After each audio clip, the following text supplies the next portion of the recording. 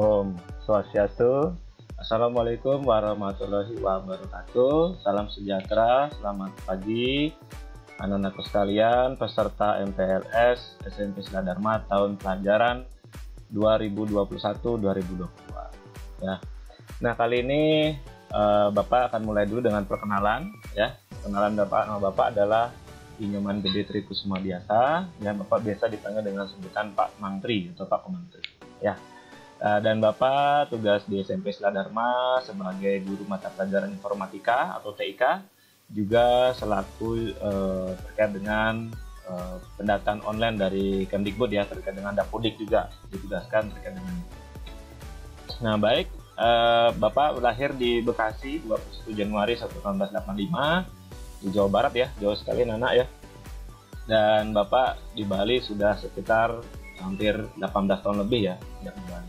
Bapak berasal dari Kabupaten Tabanan, Desa Blimbing ya, Banjar Pemudungan, Kecamatan Tupuan ya. Nah, baik, kita akan masuk kepada materi MPLS hari ini, yaitu Bapak akan men-sharingkan sebuah materi tentang pengenalan teknologi informasi ya.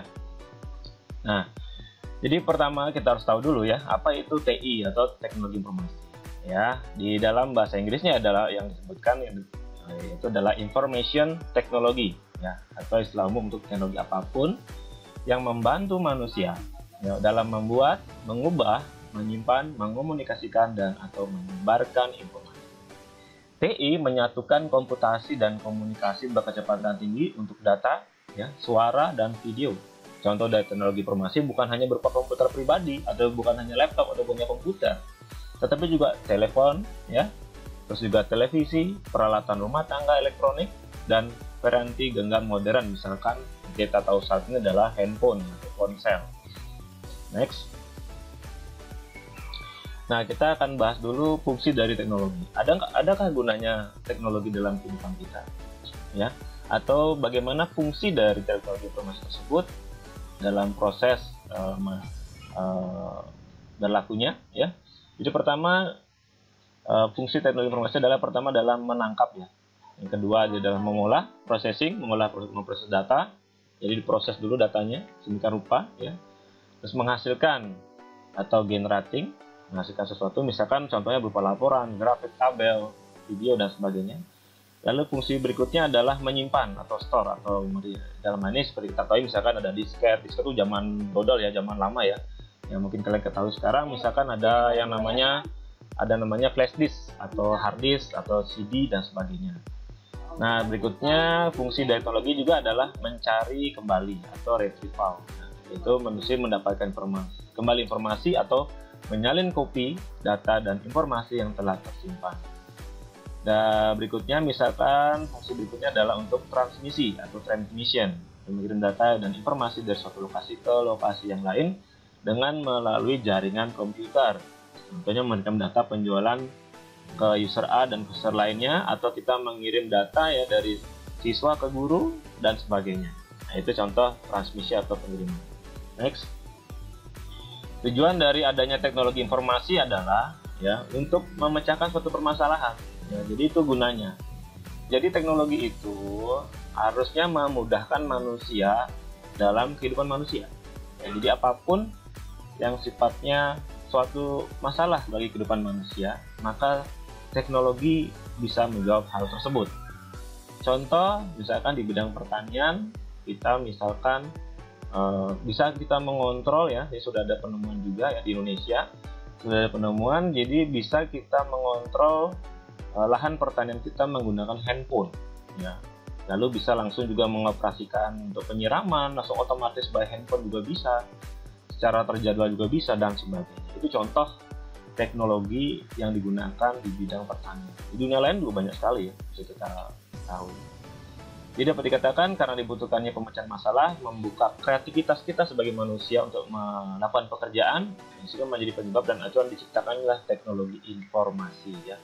Dan dengan ada teknologi ini membuat pekerjaan manusia menjadi lebih mudah dan efisien. Nah, sekarang kalau Bapak bahas sedikit tentang dunia teknologi informasi itu, bagaimana sih peluang kerjanya nanti ya.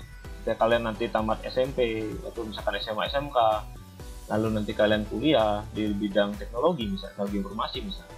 Nah, ini contoh, ada beberapa contoh profesi. Sebenarnya masih banyak sekali, Bapak contohkan beberapa saja.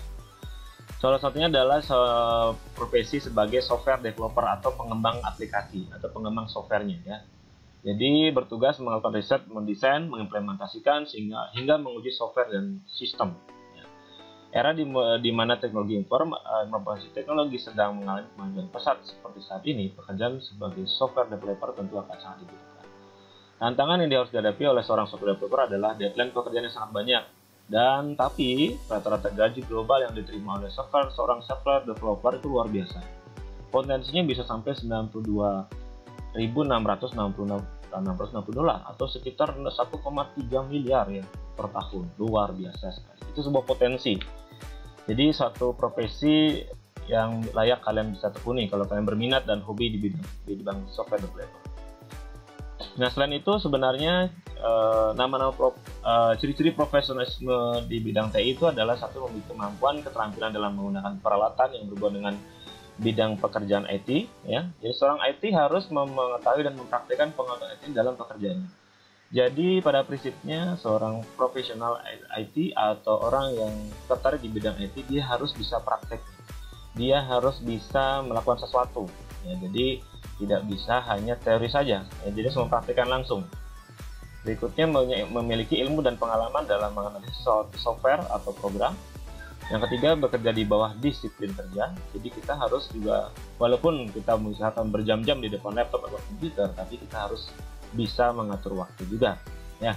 Terus lalu mampu melakukan pendekatan disiplinnya, mampu bekerja sama. Nah, ini juga kemampuan yang sangat penting kalau kita bergerak di bidang IT atau teknologi informasi. Jadi kita harus berkolaborasi atau bekerja sama dengan pihak-pihak lain atau orang lain atau tim yang lain atau negara lain dan sebagainya. Jadi dengan dunia teknologi itu kita harus bisa yang namanya berkolaborasi ya.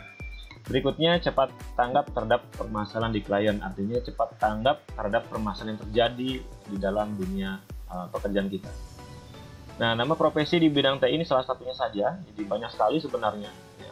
Dan bahkan banyak profesi yang sampai saat ini itu belum ada ya, dan tapi nanti akan ada, tapi namanya sudah ada sekarang. Tadi sudah Bapak jelaskan, software developer. Yang kedua, database administrator, artinya mengadministrasi database, mengadministrasi data-data yang ada ya. Yang gitu, hardware engineer, artinya untuk sebagai teknisi untuk memperbaikan alat-alatnya. Terus sistem analisis sistem untuk menganalisis permasalahan sistem dan sebagainya. Lalu network architect, artinya arsitek untuk jaringan ya, untuk menyusun jaringan, topologi istilahnya di dalam jaringan itu namanya topologi. Itu ada juga web developer, jadi pengembang website ya, kita menggunakan website. Information security analysis, IT support. IT support itu artinya bantuan IT, artinya help desk ya, atau jika kita ada kesulitan di bidang IT, orang ini yang membantu kita ya. Yang berikutnya juga system manager. Nah, ini contoh tentang database administrator. Kalian bisa baca di slide ini juga bahwa pekerjaannya mendesain, memelihara, dan memperbaiki database organisasi. Organisasi apa? Ya bisa sekolah, bisa kementerian, bisa dinas-dinas, perusahaan, dan sebagainya ya. Jadi sangat diperlukan administrasi untuk database-nya ya. Jadi contoh yang profesi di bidang ini bisa sampai potensi penghasilannya bisa 1,1 miliar per tahun. Itu luar biasa sekali. Kalau kita pintar, kita bisa di bidang IT, potensi penghasilan kita sangat luar biasa sekali.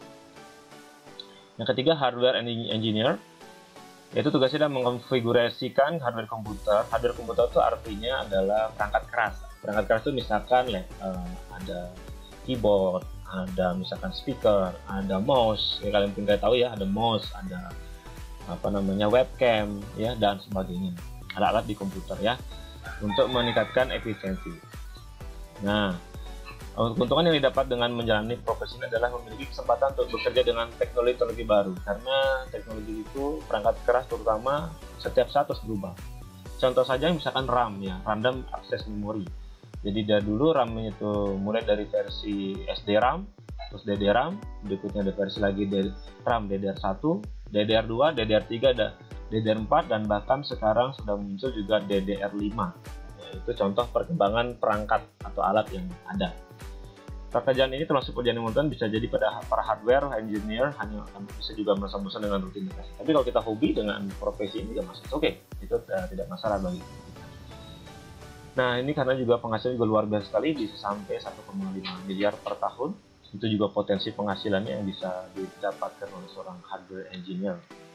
Dan banyak sekali ya profesi-profesi lain, mungkin kalian ketahui sekarang dengan teknologi, misalkan ada YouTuber ya, kalian bisa mendapatkan uang bisa miliaran per bulan dari profesi tersebut. Kalian juga bisa menjadi Instagramer ya, kalian bisa menjadi macam-macam TikToker dan sebagainya. Itu bisa. Itu juga karena kita menggunakan teknologi informasi. Jadi teknologi informasi sangat bermanfaat buat kehidupan kita, apalagi saat ini di situasi COVID-19 pandemi seperti saat ini. Teknologi menjadi peranan sangat penting dalam kita bisa berkolaborasi, menyelesaikan permasalahan dan menyelesaikan tugas-tugas pekerjaan kita masing-masing, termasuk siswa, guru, pegawai di sekolah, pemerintahan, ya, termasuk presiden, termasuk menteri-menteri dan seluruh orang di dunia. Jadi menggunakan juga teknologi informasi. Nah, kenapa kita perlu memahami dan mempelajari dengan sebaik-baiknya? Kita belajar dengan yang terbaik tentang teknologi informasi. Karena itu anak-anak harus ketahui bersama bahwa saat ini sudah terjadi yang namanya revolusi industri 4.0. Artinya, revolusi industri 4.0 menuntut transformasi ekonomi secara komprehensif, artinya perubahan struktur ekonomi ke depannya. Contoh mulai dari revolusi industri 1.0.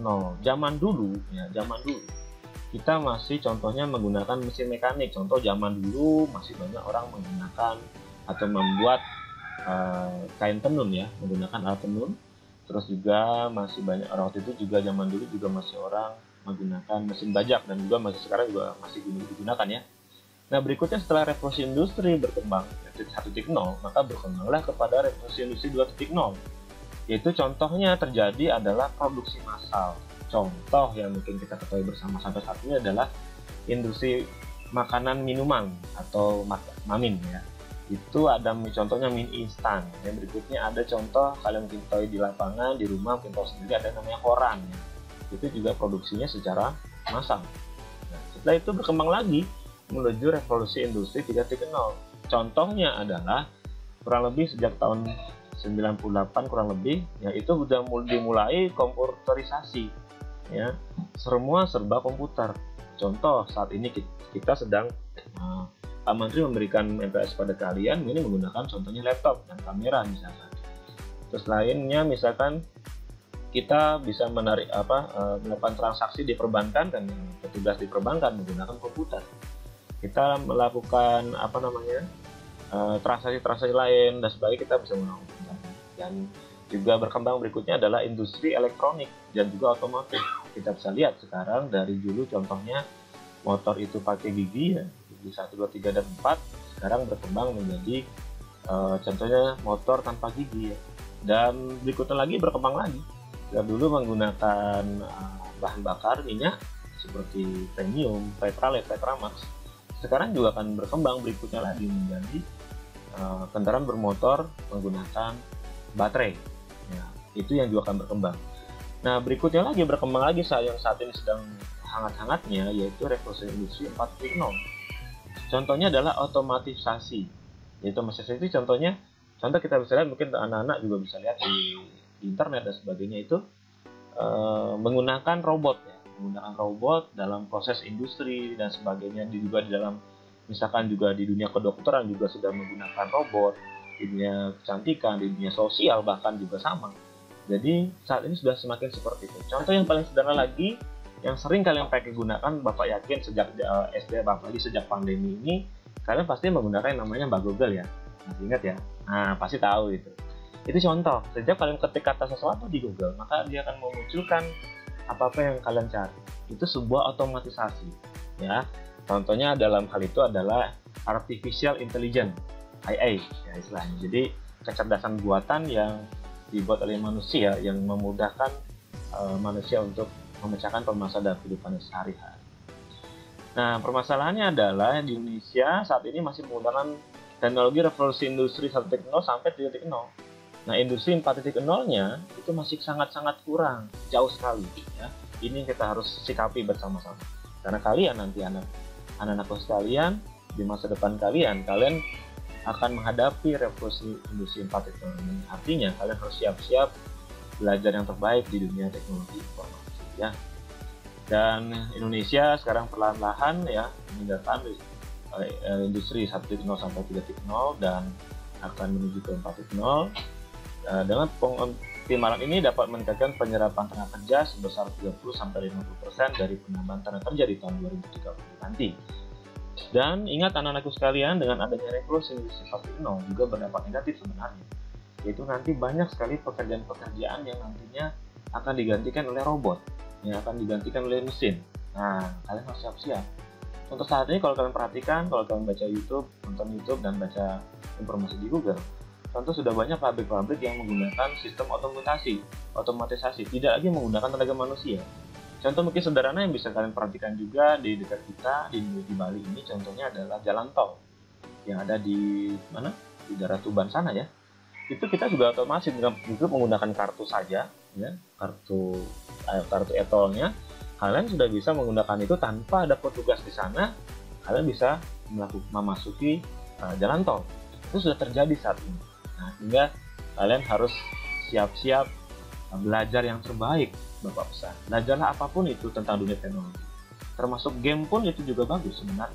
Tetapi ingat, bermain game walaupun asik, tapi kalian harus disiplin, mengatur waktu, tetap juga bisa membantu orang tua, itu yang paling penting, anak-anakku sekalian. Mengerjakan tugas-tugas dari guru, itu yang terpenting. Jadi kalau Pak Menteri, prinsipnya tidak melarang kalian untuk main game. Tapi kalian harus mengatur waktu. Tidak boleh berjam-jam. Tidak boleh sampai 1 hari full. Ingat juga, ada banyak orang yang meninggal gara-gara mati atau meninggal gara-gara bermain game. Kalian tidak percaya? Kalian bisa searching di Google, kalian bisa searching di YouTube, banyak sudah kejadian seperti itu.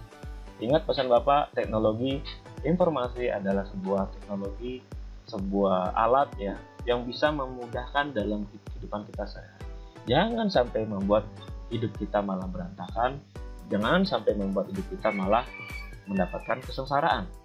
Ingat seperti kita pisau kalau digunakan untuk motong motong sayur-sayuran itu bermanfaat, tapi kalau digunakan untuk yang hal yang kejahatan menjadi kejahatan. Sama pula seperti teknologi informasi ini, kalian bisa gunakan kepada hal-hal yang baik, kalian bisa gunakan juga pada hal yang tidak baik. Tapi kalian juga harus menggunakan untuk hal-hal yang baik buat kehidupan kita. Baik, sekian dari Bapak. Mohon maaf jika ada salah kata, ucapan yang Bapak sampaikan. Semoga bermanfaat buat kita semua. Selamat mengikuti MPLS dan nanti sampai berjumpa di mata pelajaran Bapak di informatika di kelas 7 nanti. Kita akan bersama-sama belajar untuk mengembangkan potensi diri kita di dunia teknologi informasi. Dengan itu Bapak tutup materi kali ini dengan para Santi. Om Santi Santi Santi. Assalamualaikum warahmatullahi wabarakatuh. Salam sejahtera, shalom, salam kebajikan buat kita semua. Dadah, sampai ketemu anak-anak sekalian.